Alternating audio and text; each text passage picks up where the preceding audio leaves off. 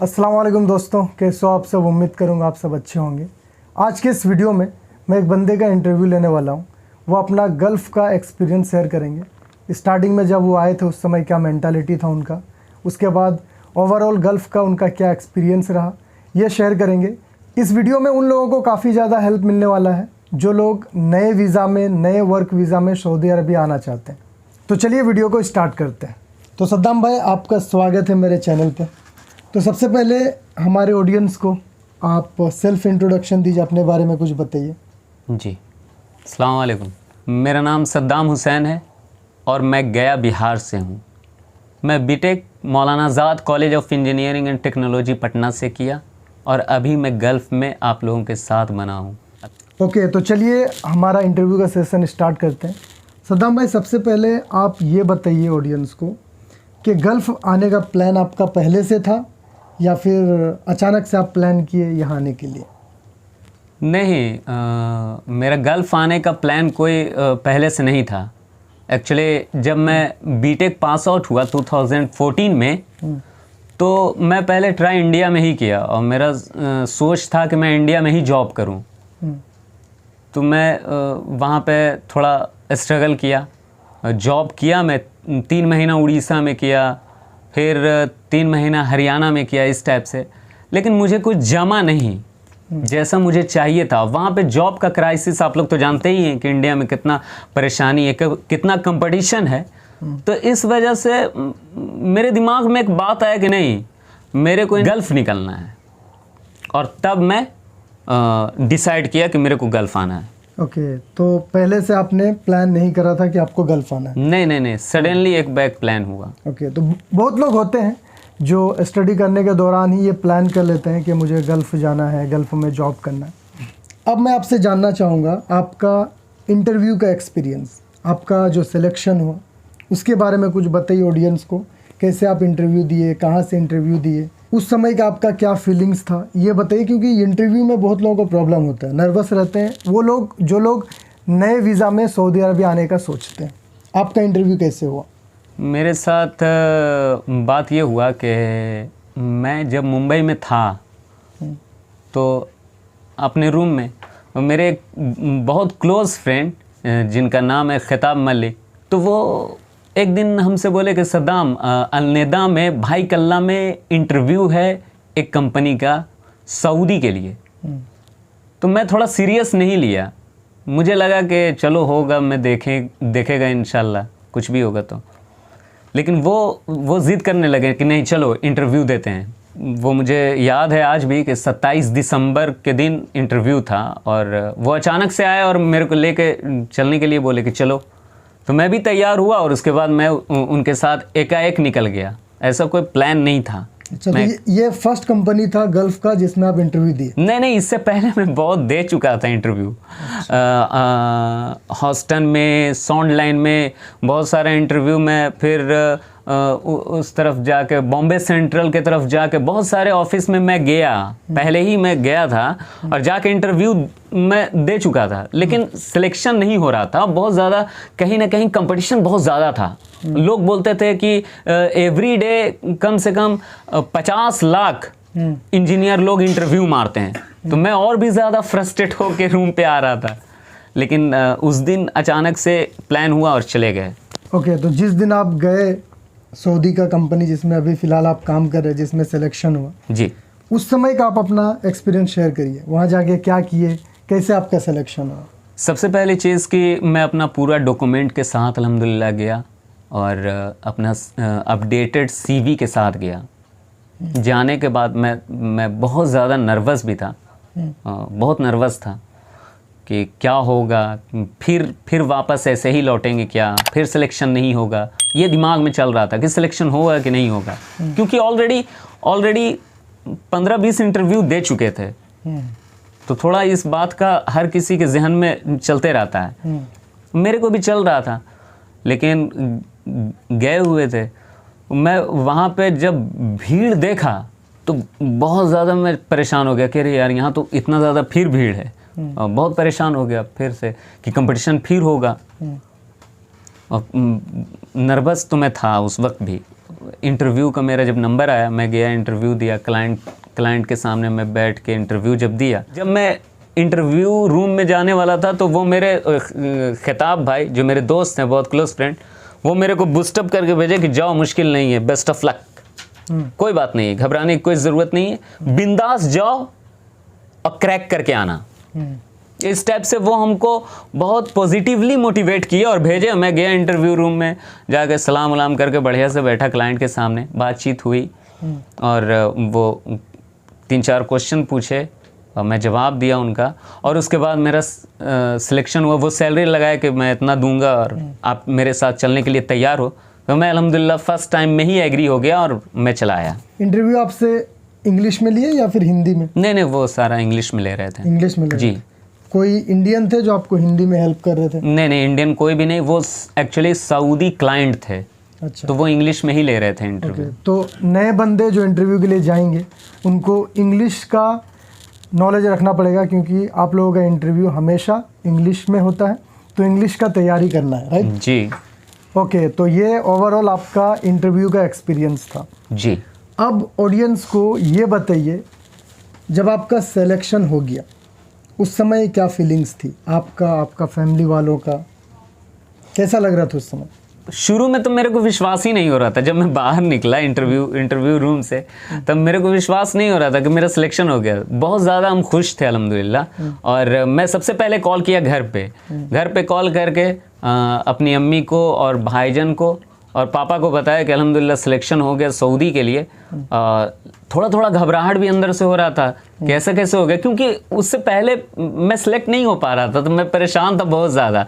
तो एक खुशी की लहर दौड़ गई, लेकिन कहीं ना कहीं हेजिटेशन, नर्वसनेस था। तो यहाँ पे एक चीज़ पूछेंगे, जैसा आपने कहा पहले आपका कई बार आपको इंटरव्यू में रिजेक्शन देखने को मिला, आप पास नहीं हुए इससे पहले के इंटरव्यूज़ में। जी। इस बार आप पास हो गए। जी। तो आपको लगता है ऐसा कि इससे पहले का जो इंटरव्यू हुआ था उसमें कहीं ना कहीं आप मिस्टेक कर रहे थे, उसके बाद इस इंटरव्यू में जिसमें आपका सिलेक्शन हुआ इसमें आप कुछ सुधार किए जिसके बाद आपका सिलेक्शन हुआ, ऐसा कुछ था? जी। क्या था वो चीज़ बताइए, ताकि जो नए लोग आएंगे उनको भी वो चीज़ पहले से सुधार करने का मौका मिले। मैं सच्ची बताता हूँ कि इस बार सिलेक्शन होने की वजह ये थी कि इससे पहले जो भी 15 बार या 20 बार जो रिजेक्ट हुए थे, उसमें कहीं ना कहीं जितना क्लाइंट हमसे क्वेश्चन किया था उसको बहुत ही अच्छे तरीके से प्रिपेयर उसका हम कर लिए थे, और वो सारे क्वेश्चन मेरे को सेम समझ में आ रहा था। जितने भी कुछ कॉमन क्वेश्चन ऐसा होता है कि जो हर क्लाइंट वो पूछ रहा था, एग्जैक्टली, जिसके वजह से उसका प्रिपरेशन बढ़िया से किए। और उसके बाद उस दिन जो गए थे, जिस दिन मेरे दोस्त खिताब मलिक जो हैं, वो जो हमको बूस्टअप करके भेजे कि जाओ बेस्ट ऑफ लक, तो उस दिन अल्हम्दुलिल्लाह मेरा कॉन्फिडेंस लेवल भी बहुत अच्छा था, बहुत स्ट्रांग था। अल्हम्दुलिल्लाह सिलेक्शन हो गया। ओके, तो आपका यहाँ तक सिलेक्शन हो गया। आपने ये भी बता दिया सिलेक्शन के बाद क्या फीलिंग्स थी। जी। क्योंकि आप तो फर्स्ट टाइम आ रहे थे गल्फ में, इससे पहले आए नहीं थे। नहीं। जब आप एयरपोर्ट जा रहे थे या फिर घर से निकले गल्फ के लिए, उस समय आपका क्या फीलिंग्स था? एयरपोर्ट पहुंचने के बाद क्या हुआ? फर्स्ट टाइम जब आप फ्लाइट में बैठे उस समय क्या लग रहा था, ये भी बताइए आप हमारे ऑडियंस को। क्या हुआ कि जब घर से निकले, खुशी से जा रहे थे कि जा रहे हैं सऊदी, जा रहे हैं, अच्छा है। जिस चीज़ की चाहत थी वो मुझे मिल गई। मुझे सी ऑफ करने के लिए मेरे पापा, मेरी अम्मी, मेरे भाईजान और मेरी भाभी सब आए थे मुझे गया जंक्शन पे। मैं जब ट्रेन में बैठ गया, जब मैं जाने लगा, तो उस वक्त थोड़ा मैं इमोशनल हो गया था। मुझे लगा कि यार अपनों से मैं दूर हो रहा हूँ। उसके बाद मैं आ गया मुंबई से फिर एयरपोर्ट के लिए जब जा रहे थे तो उस वक्त भी थोड़ा दिमाग में चल रहा था। एयरपोर्ट आप अकेले गए या फिर कोई छोड़ने आया था? नहीं, मेरे फ्रेंड्स लोग गए थे मेरे साथ में। ओके, तो एयरपोर्ट में फिर क्या, आप तो फर्स्ट टाइम जा रहे थे, वहाँ पे कैसा रहा? हाँ, वहाँ पे थोड़ा हम नर्वस थे, लेकिन फ्रेंड्स लोग बता दिए थे हमको कि ऐसे ऐसे सब होता है। वहाँ पे जाके बोर्डिंग कराना, वहाँ से निकलने के बाद वहाँ इमिग्रेशन होगा, इस टाइप का उस वक्त बताए थे। और जैसे जैसे वो लोग डायरेक्ट किए थे वैसे ही मैं चला गया। और जाके मेरा जो इंटरनेशनल फ़्लाइट के लिए जहाँ पे हम लोग बैठते हैं, वहाँ पे हम लोग आराम से बैठ गए थे। और फिर अनाउंसमेंट हो रहा था कि यहाँ जाने वाली फ़्लाइट इधर जा रही है, इस टाइप का। हम लोग का तो यहाँ आना था एयर इंडिया से मैं अल्हम्दुलिल्लाह आया। तो एयर इंडिया का फ़्लाइट हम लोगों की रात में थे, करीब 11-12 बजे करीब, कुछ ऐसा। तो यहाँ पे एक चीज़ मैं बता दूँ, जो लोग फर्स्ट टाइम आएंगे गल्फ़ में जॉब करने के लिए, एयरपोर्ट में कोई प्रॉब्लम नहीं होता। एयरपोर्ट में वहाँ पे जितने भी ऑफिसर्स होते हैं वो आपको बहुत अच्छे से कोऑपरेट करते हैं। वहाँ पे सब लोग एजुकेटेड रहते हैं, ज़्यादातर लोग एजुकेटेड रहते हैं as compare to railway station या फिर बस स्टेशन जैसा वहाँ पे माहौल नहीं रहता है। तो अगर आप नए आ रहे हैं ना, तो वहाँ पे आप नर्वस मत होना, आप आराम से जाओगे। वहाँ पे ऑफिसर लोग खुद आपका पासपोर्ट देखते हैं, टिकट देखते हैं, उसके बाद आपको बता देंगे वो काउंटर में जाओ, वहाँ पे आपका इमिग्रेशन होगा। उसके बाद वो आपको बता देंगे कि आप उधर जाओ, वहाँ पे आप वेट करिए।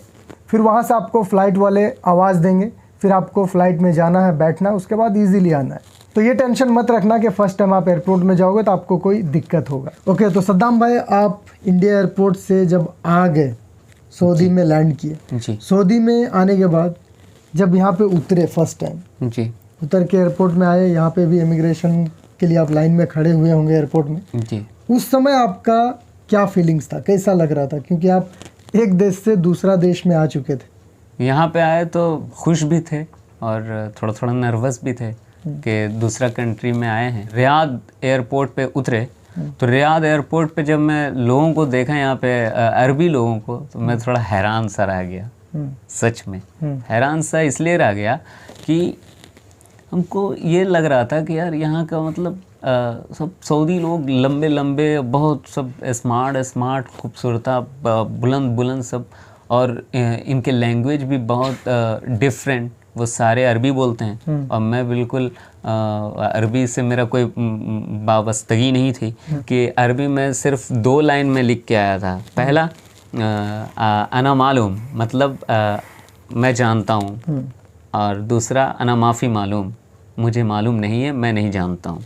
ये 2 चीज़ मैं वहाँ से सीख के आया था इंडिया से। ओके, तो यहाँ पे एयरपोर्ट में आपको कोई प्रॉब्लम नहीं हुआ, आराम से इमिग्रेशन हुआ। हाँ। फिर आप निकल गए, फिर उसके बाद एग्ज़िट हो गए जी।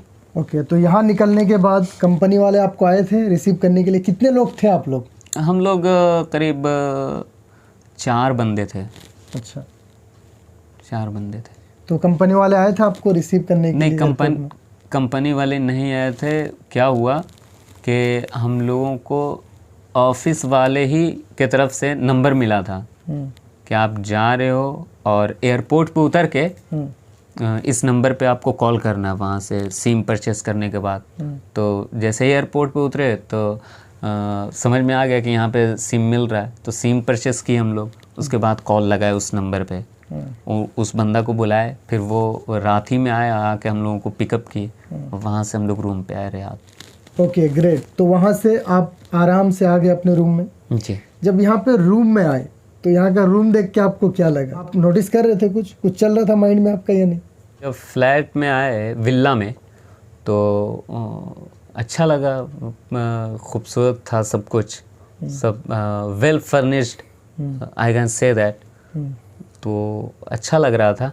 लेकिन क्या है कि जब हम लोग कॉलेज लाइफ में थे तो शुरू से तो नहीं मैं कह सकता हूँ, लेकिन आफ्टर मैट्रिकुलेशन मैं शुरू से पटना रहा, मैट्रिकुलेशन के बाद मैं पटना ही रहा। तो पटना में वहाँ पे बैचलर लाइफ थी और वहाँ पे भी करीब करीब वैसे ही ज़िंदगी गुजारे थे। तो यहाँ पे आने के बाद यहाँ पे सिर्फ डिफरेंट ये लगा कि वेल फर्निश्ड रूम मिला और सबका अपना अपना बेड था।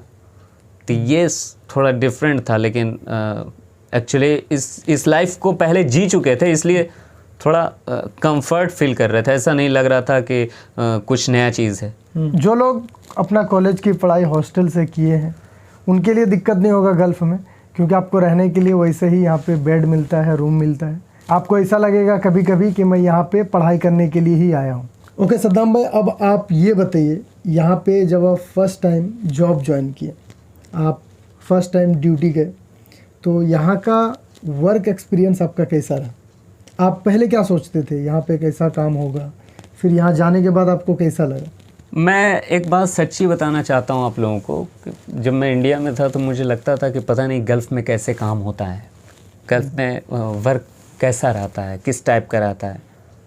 लेकिन जब यहाँ पे फर्स्ट डे जब ड्यूटी ज्वाइन किए तो अल्हम्दुलिल्लाह एक चीज़ था, प्रेशर नहीं था।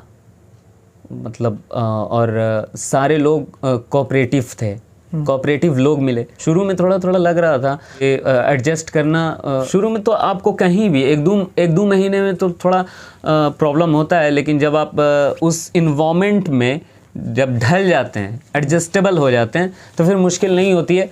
और सारे लोग बहुत अच्छे हैं, बहुत कोऑपरेट किए। किसी भी तरह की अगर परेशानी हुई तो वो लोग पूछते रहते थे कि अगर कोई परेशानी हो, कुछ प्रॉब्लम हो तो बताना।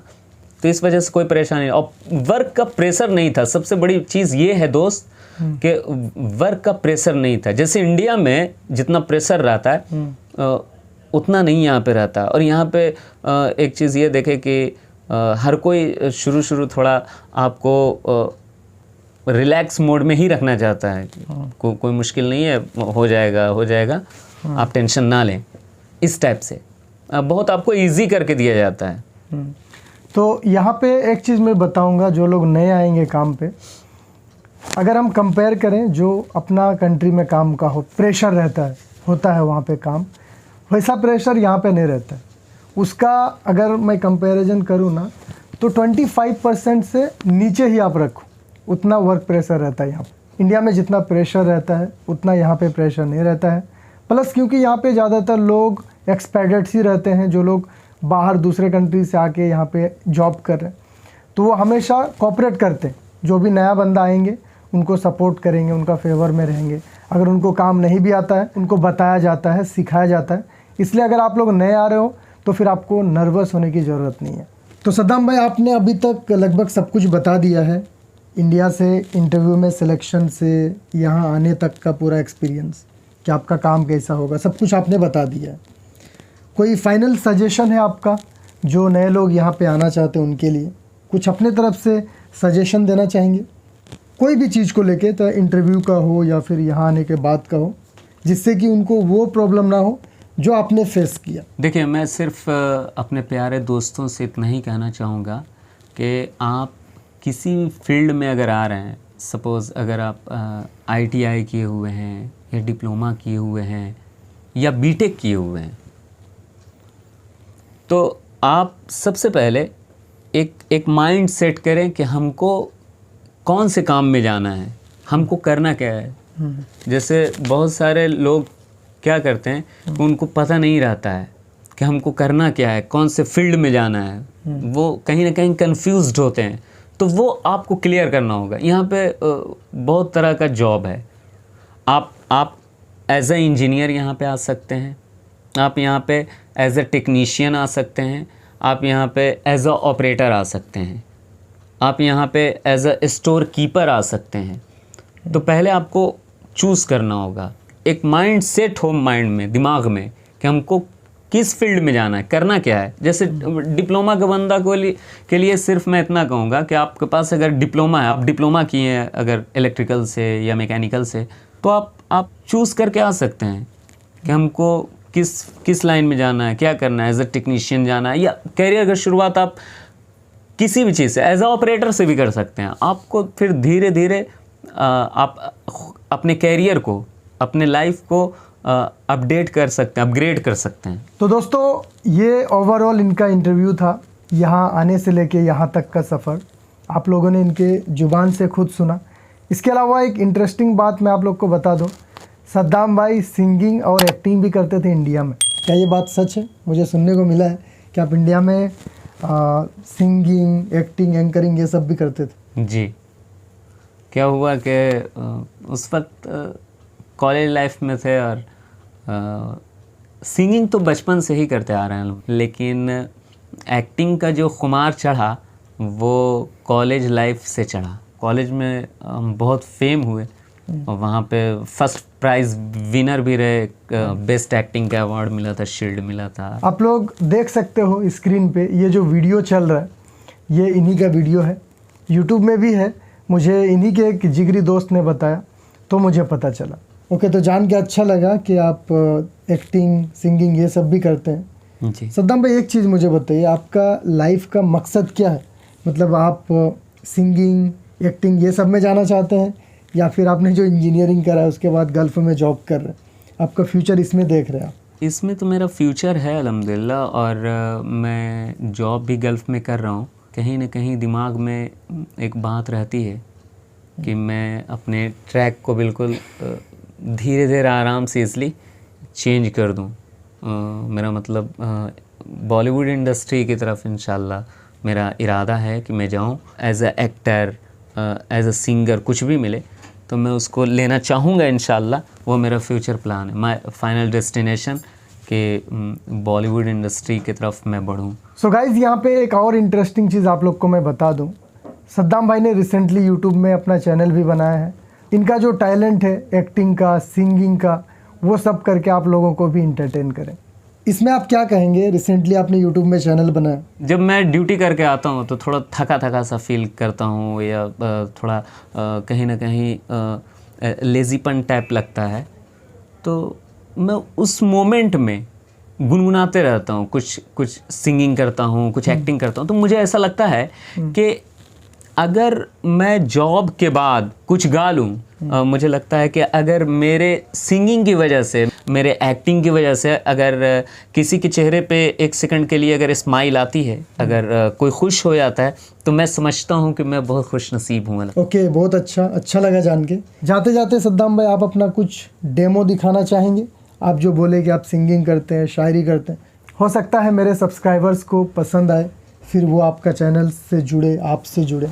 ओके शाहनवार भाई, मैं सुनाता हूँ, एक माशब छोटा सा मैं लेता हूँ, अगर आपकी इजाज़त हो। ओके। कभी यादों में आऊँ, कभी ख्वाबों में आऊँ, तेरी जुल्फों के साए में आकर झिल मिलाऊँ।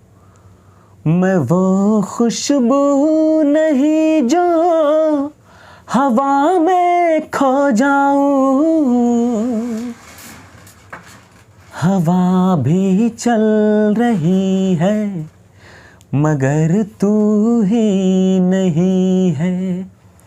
हो हाथों में चाबुक, होठों पे गालियाँ, हाथों में चाबुक, होठों पे गालियाँ, बड़ी नखरे वालियाँ होती है टांगे वालियाँ। कोई टांगे वाली जब रूठ जाती है तो और नमकीन हो जाती है। अरे खोया खोया चाँद, खुला आसमान, आँखों में सारी रात जाएगी। कौन है जो सपनों में आया, कौन है जो दिल में समाया, लो झुक गया आसमां भी, इश्क नया रंग लाया। सही में यार, अच्छा गाते हो आप, ऑनेस्टली बता रहा हूँ, आप अच्छा गाते हो, अच्छा टैलेंट है। शायरी अगर 2 शब्द बोलना चाहो तो आप बोल सकते हो। मैं सिर्फ इतना कहना चाहूँगा अपने प्यारे दोस्तों से कि परों को खोल, ज़माना उड़ान देखता है। परों को खोल, ज़माना उड़ान देखता है, ज़मीं पे बैठ के क्या आसमान देखता है। सो फ्रेंड्स, आज के वीडियो में इतना ही। उम्मीद करूँगा ये वीडियो आप लोग को अच्छी लगी होगी। कमेंट करके आप लोग अपना ओपिनियन ज़रूर बताइए कि आपको कैसा लगा। मिलते हैं फिर नेक्स्ट वीडियो में, तब तक के लिए आप लोग अपना ख्याल रखिए। Thank you so much for watching.